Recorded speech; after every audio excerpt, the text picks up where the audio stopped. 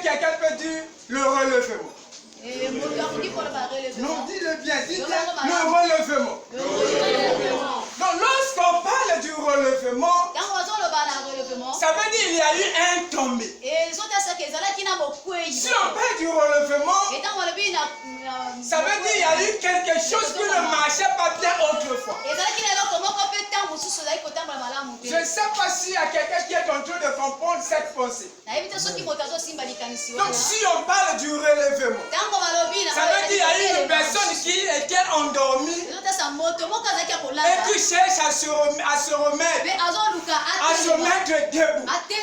Le relèvement ici, bien aimé, c'est un message et d'encouragement que le Seigneur vient qu'annoncer une bonne nouvelle.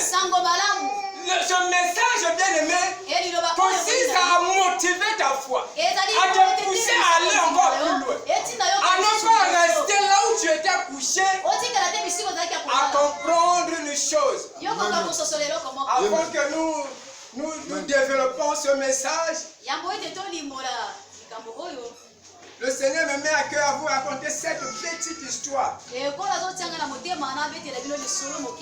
Un pasteur à l'église, une soeur est venue le voir.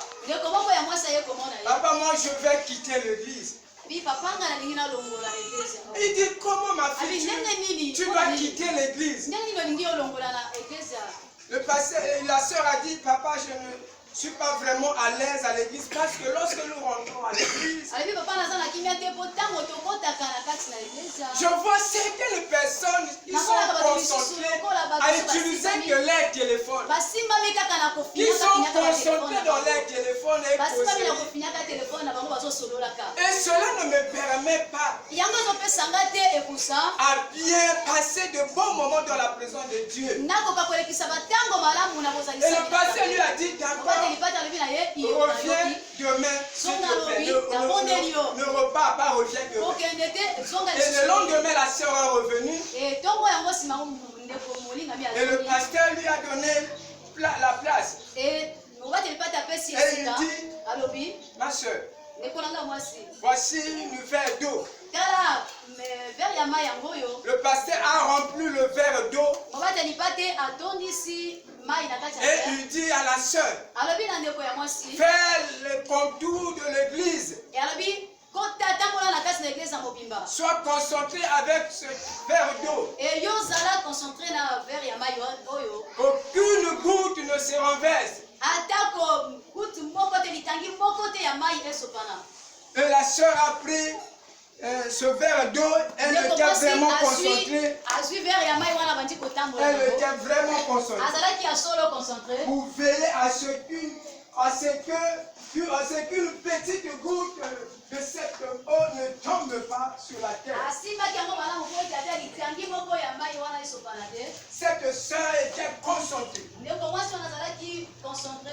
Elle veillait. Elle s'est assurée qu'aucune goutte d'eau était renversée. Jusqu'à ce qu'elle est arrivée auprès du pasteur. Et elle a déposé le verre d'eau. Et le pasteur lui dit, tu l'as bien fait. Vraiment, je te félicite. Est-ce que tu as constaté qu'une petite goutte était renversée? Elle dit, non, pasteur, aucune goutte était renversée parce que j'étais tellement concentré. J'étais vraiment concentré en Dieu. Et le pasteur lui dit, et de la même manière, quand tu seras à l'église, sois concentré parce que tu es venu rencontrer le Seigneur. Et ne sois pas distrait, sois concentré.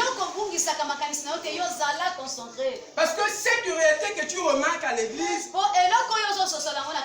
c'est comme un péché qui sort pour aller à la rivière pour faire la pêche. Et lorsqu'il jette le filet ne ramasse pas seulement les poissons. Le filet peut ramasser les crapauds. Ça peut ramasser les feuilles. Ça peut ramasser aussi les poissons. Et c'est de cette manière que tu veuilles ou pas à l'église, il y aura des chrétiens, il y aura toute catégorie de personnes. Et ce message, c'est simplement pour te dire, et chacun de nous connaît pourquoi il vient à l'église. Mais je vous parle ce matin du relèvement. Parce que ici, c'est Salomon qui écrit ce message. Parce qu'il a fait ce constat. Il dit il y a un temps pour toutes choses. Il y a un temps pour toutes choses. Il a remarqué que dans le ciel, dans la cieux, il y a un temps pour toutes choses. Il y a un temps pour naître, un temps pour mourir. Il y a un temps pour tuer et guérir. Il y a un temps pour pleurer, un temps pour rire. Il y a un temps pour se lamenter, un temps pour danser. Et le Seigneur vient de dire ce matin qu'il y a un temps pour toutes choses. Toi, tu attends pleurer. Je ne suis pas venu ce matin te prêcher, mais ce matin je suis venu juste t'annoncer une bonne nouvelle. Cette nouvelle, c'est la promesse de Dieu. Que toi qui as donc passé 1000 années dans l'humiliation, le Seigneur vient simplement te rappeler cette bonne nouvelle. Que cette humiliation était pour un but. Parce que dans ce monde, il y a un temps pour toutes choses. Donc cela n'était pas mauvais. Le problème est que tu dois comprendre, il y a un temps pour toutes choses. Il y a un temps de douleur, un temps de la distraction, un temps pour les pleurs, un temps pour dormir, un temps pour échouer, un temps pour la stérilité, un temps pour la maladie, un temps pour la pauvreté, un temps pour la limitation. Maintenant, le temps de Dieu est que tu te relèves. Le temps de Dieu est d'oublier ce passé et de vivre sa promesse et l'accomplissement de toutes choses. Donc la promesse de Dieu est que tu réalises que tant de choses n'ont pas marché dans ta vie. Que tu as beaucoup échoué. Que Dieu ne veut pas que tu te souviennes de ton passé. Tu as passé plusieurs années sous la pauvreté. Parce que lorsqu'on parle de travailler, qu'il faut travailler, moi j'ai connu aussi des personnes qui ont travaillé de façon sincère. Mais rien n'a marché. Rien n'a marché. C'est pas qu'elle n'a pas travaillé, elle a travaillé, cette personne a travaillé de façon normale. Mais le Seigneur m'a fait comprendre. Pendant que je méditais ça, il m'a fait comprendre que ce que tu réfléchis, en réalité c'était pour moi une école. Qu'il y a un temps pour toutes choses. Donc le temps de l'humiliation était pour moi de te faire comprendre que tu comprennes que l'humiliation, c'est tomber.